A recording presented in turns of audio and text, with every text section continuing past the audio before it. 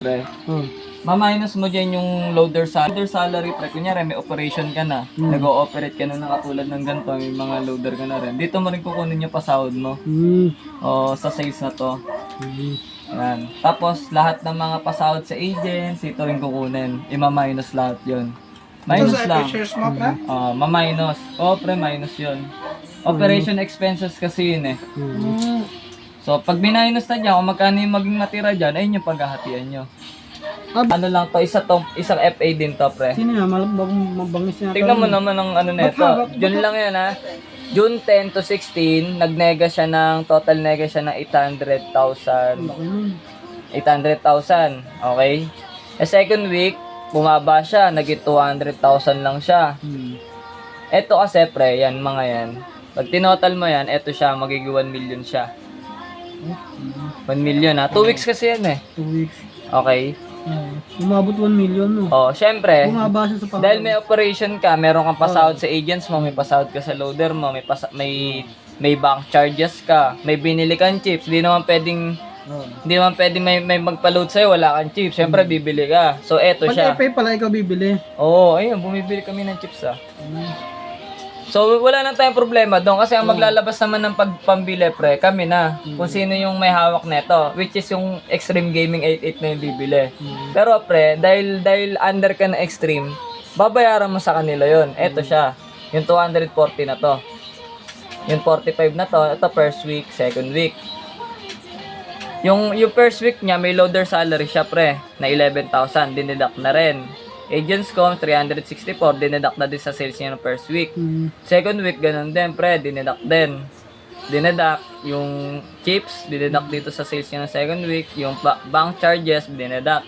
So, ang resulta niya dito sa net income niya, pre, sa first week, 185,090. Sa second week, 80,353. Pag pinag-plus mo yan, ito magiging resulta, 265,444.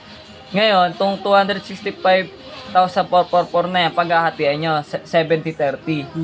70% sa extreme, 30% sa'yo, FA ka. So, ito yung makukuha mo.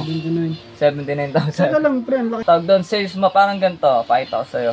Ito Ayan yung ganun. Yun nga. Sa'yo kanina, 200, di ba? Yung total. Iba to iba na to pakita ko sa'yo yung portal nung Casino Royale kasi yung tinitignan natin, pre. Okay. Eto, Casino Royale, wait lang. Pakita ko sa'yo. Nag-start ng cut-off June 10 to 16.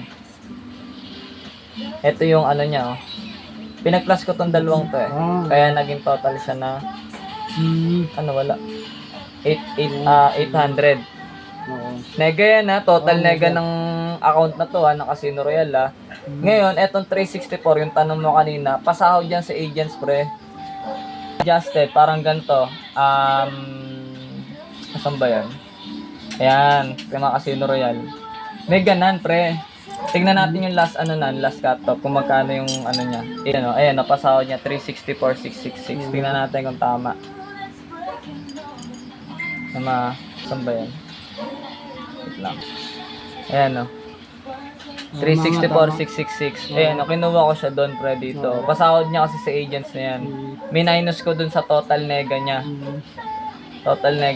Ayan. Yung sumunod na week, ito yung sales niya, yung total nega niya. Tapos nagpasahod siya doon sa mga tao niya ng 81,386. Sa mga loader, ganun. Then, agents yan. Agents coms. Basahin mo, agents coms, makatapat. Ito yung pasahod, pasahod din to 364 Unang week yan. Unang week. Oo, dito sa negang Ito yung to. second week pala. Second week to. Ganun siya. Tapos, pre, nung minus na lahat to, ito yung resulta niya, 185,000 na lang natira.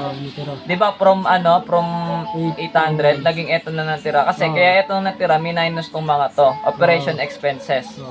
Sa second week, ito naman, 80,000 lang natira.